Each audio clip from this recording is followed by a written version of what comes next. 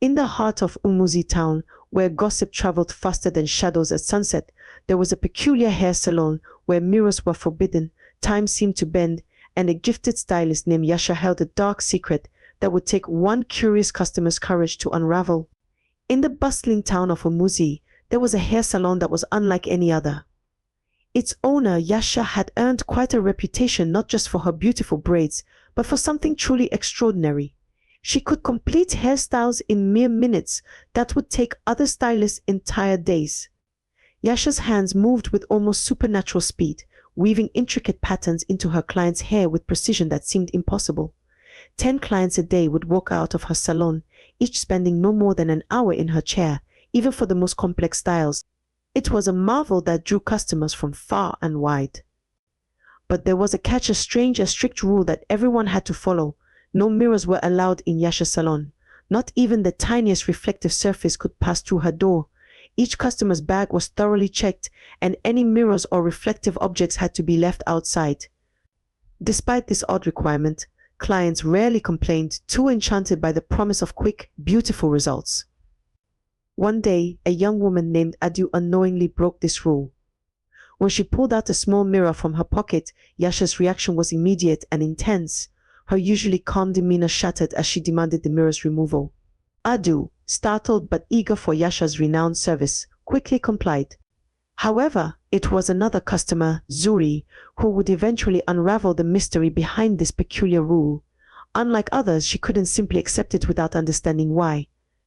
Her curiosity led her to an elderly spiritual woman in a neighboring town, who revealed a dark truth. Yasha's incredible speed came from an evil spirit, bound to her since infancy through a deal made by her mother. The mirror rule wasn't mere eccentricity, it was survival. If any client saw their reflection during the braiding, Yasha would die. Armed with this knowledge and a special mirror from the elderly woman, Zuri returned to help free Yasha. Together, they executed a careful plan. As Zuri wielded the special mirror, the spirit that had both blessed and cursed Yasha revealed itself in fury. The mirror, enchanted to trap such entities, began to glow with an otherworldly light. In a dramatic moment, the spirit was pulled into the mirror, and Zuri immediately shattered it, breaking its power forever. The aftermath brought more than just freedom from the no-mirror rule. Yasha revealed that the spirit had also prevented her from marrying, controlling every aspect of her life. Now truly free, she could finally live and work on her own terms. Her salon became even more popular, this time for the genuine warmth and openness that replaced the mysterious restrictions. The friendship between Zuri and Yasha blossomed, built on the foundation of trust and courage they had shared. Through their story, the people of Umuzi learned valuable lessons about questioning unusual rules, the power of friendship, and the importance of seeking help when trapped in difficult situations. Sometimes they realized the most beautiful transformations happen not just to hair but to lives when someone cares enough to look deeper. There was something peculiar about Yasha's hair salon that set it apart from every other beauty shop in Umuzi town. While most salons lined their walls with gleaming mirrors and proudly displayed their stylists' work through reflective surfaces, Yasha's establishment operated under one strict, non-negotiable rule: no mirrors allowed. The moment a new client approached the salon's entrance, they were greeted not just with a warm welcome, but with a thorough inspection. Yasha or her assistant would carefully check every bag, purse and pocket for anything that might cast a reflection: mirrors, phones, even shiny metal compacts. The rule was enforced with such unwavering dedication that some clients found it unsettling at first. No reflective surfaces of any kind, Yasha would explain firmly but politely, her voice carrying a hint of urgency that most customers found strange. It's a strict policy of our establishment. She never offered further explanation, and the mysterious rule became part of the salon's mystique. What made this unusual restriction bearable, even acceptable to her clientele, was Yasha's extraordinary talent. Her work was nothing short of magical. Complicated braids that would take hours elsewhere emerged perfect from her skilled hands in mere minutes. Intricate patterns that other stylists labored over for days, Yasha completed in less than an hour. The results were so consistently stunning that customers began to view the no-mirror rule as just another eccentricity of genius. Regular clients developed their own routines around the policy. They'd arrive with specially prepared bags, leaving their mirrors at home. Some even joked about it while waiting their turn, sharing stories about their first visit and initial skepticism. I thought it was crazy at first, one long-time customer would tell newcomers, but wait until you see what she can do with your hair. The rule became something of a local legend. Whispers circulated about why Yasha banned mirrors. Some said it was superstition, others claimed it was part of some ancient hair braiding tradition. Yet no one dared to challenge it too strongly, fearing they might lose their spot in her coveted appointment book. Occasionally, a new client would protest, demanding to see their hair as it was being styled. These individuals would find themselves politely, but firmly turned away, regardless of how much they were willing to pay. Yasha's dedication to her rule was absolute, showing no flexibility, even for the wealthiest or most influential customers. Perhaps most intriguing was how the lack of mirrors seemed to foster a unique trust between Yasha and her clients. Without the ability to scrutinize every twist and turn of their hair during the styling process, customers learned to put their faith entirely in Yasha's vision and skill. This trust was invariably rewarded with results that exceeded their expectations, turning even the most skeptical first-time visitors into loyal regulars. The no-mirror rule remained an enigma, but in a world of instant gratification and constant self-examination, there was something almost refreshing about surrendering to the mystery and emerging transformed, having never seen the process unfold. On a bright Tuesday morning, Adu stepped into Yasha's hair salon for the first time, her handbag swinging lightly at her side. She had heard whispers about the salon's reputation for swift, beautiful braiding, but the most crucial detail had somehow escaped the gossip: the strict no-mirror policy that governed the establishment. As Adu settled into the styling chair, she reached into her pocket, unaware that she was about to trigger a dramatic scene. From the depths of her jacket, she pulled out a small hand mirror, its surface catching the morning light. Her intention was innocent enough. She simply wanted to show Yasha a picture of the hairstyle she desired. The reaction was instantaneous and startling. Yasha, who had been preparing her braiding tools with calm efficiency, let out a piercing scream that echoed through the salon. Her face contorted with an emotion that went beyond mere anger. It was pure terror. "How dare you?" Yasha's voice trembled with intensity. "Who asked you to bring a glass into my salon? Didn't they tell you that reflections are not allowed here?" Her hands shook as she pointed at the offending object, her usually steady fingers quivering in the air. The other clients in the salon froze, their conversations dying mid-sentence. The atmosphere grew thick with tension as Yasha continued to berate Adu, her words carrying an urgency that seemed disproportionate to the simple act of bringing out a mirror. Adu, stunned by the outburst, fumbled with the mirror in her hands. "I am really sorry," she stammered, her cheeks flushing with embarrassment. "I didn't know about the rule." Without hesitation, she rushed to the salon's entrance and tossed the mirror outside, its small frame disappearing into a nearby bush. What happened next was perhaps the most surprising part of the incident. As soon as the mirror was gone, Yasha's demeanor changed completely. The terror vanished from her face, replaced by her usual professional composure. She took a deep breath, straightened her apron, and gestured for Adu to return to the styling chair. Adu, still rattled but determined to get her hair done after all, she had heard such wonderful things about Yasha's speed and skill, quietly returned to her seat. She didn't dare question the strange rule or Yasha's extreme reaction. Instead, she sat in silence as Yasha's fingers began their dance through her hair. True to the salon's reputation, Yasha completed Adu's elaborate braids in less than an hour, her hands moving with that famous supernatural speed. When Adu left the salon, her hair was perfect, though she wouldn't see it until she reached home. She walked away with not just a new hairstyle, but also with a story that would add to the growing mystery surrounding Yasha's salon and its peculiar prohibition against mirrors. The incident became yet another whispered tale in the town of Imuzi, leaving people to wonder what power mirrors held over the talented but enigmatic hairstylist. In the days following Adu's incident, a newcomer named Zuri arrived at Yasha's salon, her head held high and a determined glint in her eyes. Unlike the usual compliant customers, Zuri wasn't so quick to accept the peculiar no-mirror rule that everyone whispered about. "A hair salon without mirrors?" Zuri's voice rang with disbelief as she stood in the doorway, refusing to surrender her compact. "How am I supposed to know if you're doing my hair correctly? This is absurd." The other clients watched silently as she challenged the sacred rule, something few had dared to do. Yasha remained firm, her response practiced but carrying an edge of desperation. No mirrors, no exceptions. If you don't like it, you're free to leave, and leave Zuri did, her footsteps sharp against the pavement as she stormed out, muttering about ridiculous rules and superstitions. But curiosity is a powerful force. 3 days later, Zuri returned to the salon, her compact deliberately left at home. Something about Yasha's reaction had sparked her interest, not the usual irritation of a strict business owner, but something deeper, almost fearful. This time she came not just as a client, but as an observer. As Yasha's fingers worked through her hair with that famous speed, Zuri remained perfectly still, her senses alert. That's when she heard it beneath the usual salon chatter and the rhythmic sound of combing. There was something else. Whispers, so faint they might have been imagination, seemed to dance around Yasha's movements. They weren't words exactly, more like the sound of wind through leaves, but somehow intentional. Zuri's eyes darted around the salon, trying to catch reflections in the windows, searching for any clue to explain the strange atmosphere. She noticed how Yasha's shadow sometimes seemed to move independently of her actions, how the air around her fingers shimmered slightly as she worked. The speed itself was suspicious. Zuri had visited many salons in her travels, but none could match Yasha's supernatural pace.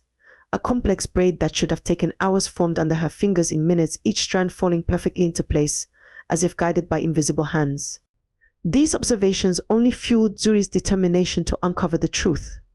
As she left the salon that day, her new hairstyle immaculate despite the impossibly short styling time, she knew she couldn't let this mystery rest. Something was happening in Yasha's salon that defied natural explanation.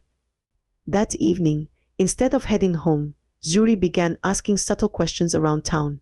She listened to local gossip, gathered old stories, and started piecing together a pattern that stretched back years. Her investigation would lead her down an unexpected path, one that would reveal not just the truth behind the no mirror rule, but a dark secret that had haunted Yasha's salon since its very beginning. Little did Zuri know that her curiosity would unravel a mystery that would change both her life and Yasha's forever. In her quest for answers, Zuri's path led her to the outskirts of town, where an elderly spiritual woman lived in a small cottage wreathed in fragrant herbs. The woman, known only as Mama, was said to see what others couldn't, to peer beyond the veil of ordinary reality into the shadows where spirits dwelled. As Zuri recounted her experiences at Yasha's salon, the mysterious whispers, the impossible speed, the desperate fear of mirrors, Mama's weathered face grew increasingly grave. The old woman closed her eyes, swaying gently as if listening to distant voices, before revealing the dark truth that lurked behind Yasha's extraordinary talents. "Child," Mama began, her voice heavy with concern, "what you've witnessed is not skill alone, but the work of a malevolent spirit." She explained how an ancient entity, hungry for human connection, had become entwined with Yasha's fate before she'd drawn her first breath. The story that unfolded was one of desperate choices and terrible consequences. Years ago, Yasha's mother, struggling through a difficult pregnancy, had made a fateful bargain. The spirit offered to ensure her child's survival and future prosperity, but at a terrible price. The infant would become its vessel in the mortal world, bound to serve as a conduit for its power. The speed, you see. Mama explained, her eyes distant. Those aren't Yasha's hands alone at work. The spirit braids alongside her, invisible to mortal eyes. But spirits cannot bear to see their reflection. It reveals their true nature, or their presence in our world. If any customer were to glimpse the spirit's work in a mirror while Yasha braids, the old woman's voice trailed off ominously. What would happen? Zuri pressed, though part of her already knew the answer.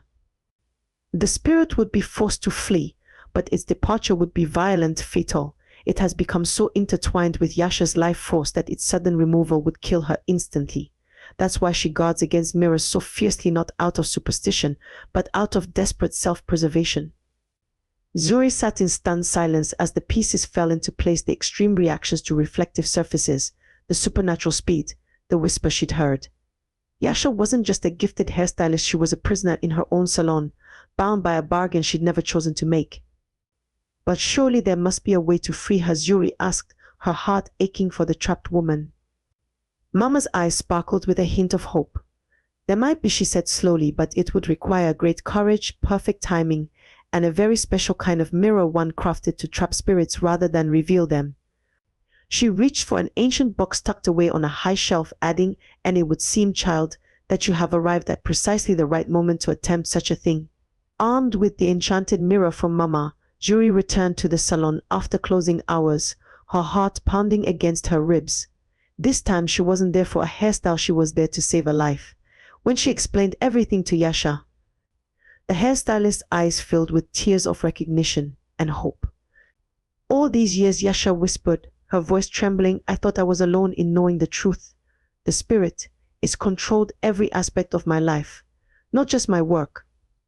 She revealed how the entity had sabotaged every romantic relationship she tried to build, jealously guarding its hold over her. "I couldn't even dream of marriage. The spirit would torment any man who showed interest in me." Together they formulated their plan. The special mirror, crafted with ancient spiritual wisdom, had the power to not just reflect the spirit but to trap it within its enchanted surface. But timing would be crucial. They would have only one chance before the spirit realized what was happening. The next morning, as sunlight began to filter through the salon windows, they put their plan into action. Yasha began her usual routine, pretending nothing was different. The spirit, confident in its decades-long control, manifested as usual to begin the day's work. That's when Zuri struck. She emerged from the back room, the special mirror held high. The effect was instantaneous and terrifying. The air in the salon grew thick and cold, and an otherworldly shriek filled the space. For the first time, they could see the spirit clearly, a shadowy figure with countless writhing hands, all poised for braiding. "How dare you!" the spirit's voice echoed, its form twisting in fury. "She is mine." The bargain was made. It lunged toward Yasha, but the mirror's power was already taking effect. Like water being pulled down a drain, the spirit's shadowy form began to spiral toward the mirror's surface. The struggle was intense. Windows rattled, hair products flew off shelves, and the very air seemed to pulse with energy. Yasha stood firm, though clearly in pain as the spirit tried to maintain its hold on her. Zuri's arms trembled with the effort of holding the mirror steady as the entity fought against its pull. With a final, deafening screech, the spirit was sucked into the mirror's surface. Without hesitation, Zuri hurled the mirror to the floor, shattering it into countless pieces. Each shard sparked and smoked briefly before going dark, taking the last traces of the spirit with them. The silence that followed was profound. Yasha collapsed into a chair, tears streaming down her face, tears of relief, of freedom, of possibilities now open to her. She reached out and squeezed Zuri's hand. "Thank you," she whispered.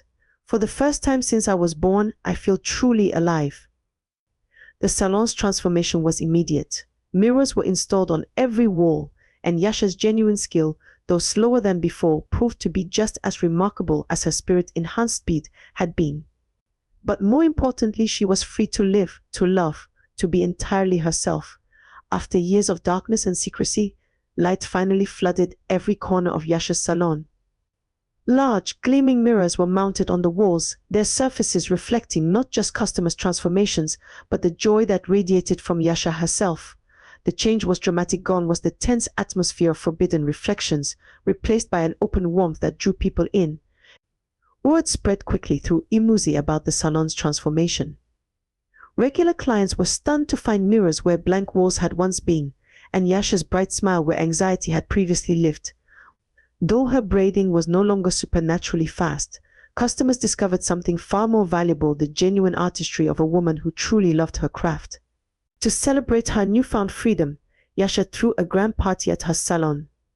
The entire town was invited, and the space buzzed with music, laughter, and the clinking of glasses.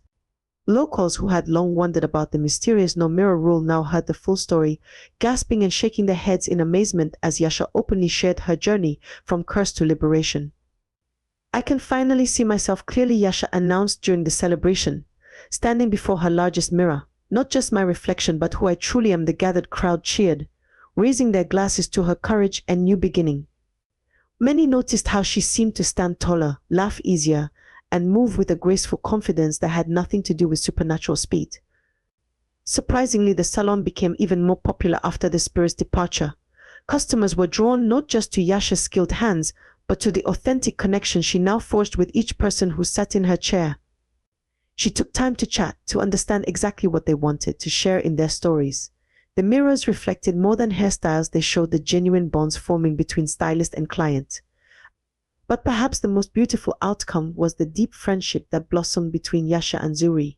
They had shared something profound, faced darkness together, and emerged victorious. Zuri became a regular fixture at the salon, not always for hair appointments, but often just to share a cup of tea and conversation with the woman she had helped set free. "You didn't just break the spirit's power," Yasha often told Zuri during these quiet moments. "You showed me that sometimes the greatest act of courage is allowing others to help us." They would sit together, watching the play of light on the mirror's surfaces, remembering the darkness they had banished and celebrating the light that had taken its place. The salon became known not just as the place for beautiful hairstyles, but as a symbol of transformation and hope. Every mirror in the shop served as a reminder that sometimes the most important reflections aren't of our outer appearance, but of the strength we find when we face our fears and accept the help of true friends. In the quiet evenings after Yasha's salon closed its doors, customers would often gather at the local cafe, sharing not just stories about their beautiful hairstyles, but the deeper lessons they had learned from the remarkable tale of Yasha and Zuri. Their story had become a modern parable in Imuzi, teaching truths that reach far beyond the walls of a hair salon. The first lesson that resonated through the community was about the delicate balance between respect and questioning. For years, customers had blindly accepted the no mirror rule, their compliance bought with the promise of swift service. We never asked why. One longtime client reflected, stirring her tea thoughtfully. "Sometimes the rules we follow most faithfully are the very ones we should question most carefully." It was a reminder that respect doesn't mean blind acceptance, and that the kindest thing we can do for someone is sometimes to question the chains that bind them. Zuri's role in the story became a powerful testament to the transformative power of bravery and friendship. She could have easily walked away that first day, dismissing the salon's strange rule as someone else's problem. Instead, she chose to dig deeper, to understand rather than judge. Her courage in facing the supernatural threat, combined with her compassion for Yasha's plight, demonstrated how friendship could literally break ancient curses. Bravery isn't just about facing spirits, Zuri would say when asked about her actions. It's about being willing to see the pain behind someone's rules and restrictions. It's about reaching out when everyone else simply accepts and walks away. Her words reminded everyone that true courage often manifests in small decisions: to get involved, to care, to take action when others remain passive. Perhaps the most profound lesson came from Yasha herself. Her story highlighted how many people suffer in silence, bearing burdens they believe they must carry alone. The spirit's hold over her life wasn't just a supernatural curse, it was a metaphor for all the hidden struggles people endure, thinking they have no choice but to continue as they are. "I thought asking for help would be my end," Yasha would share with new clients, touching the mirrors that now adorned her walls. "Instead, it was my beginning." Her willingness to finally accept help, to trust in friendship and hope, became an inspiration for others facing their own battles. "I thought asking for help would be my end," Yasha would share with new clients, touching the mirrors that now adorned her walls.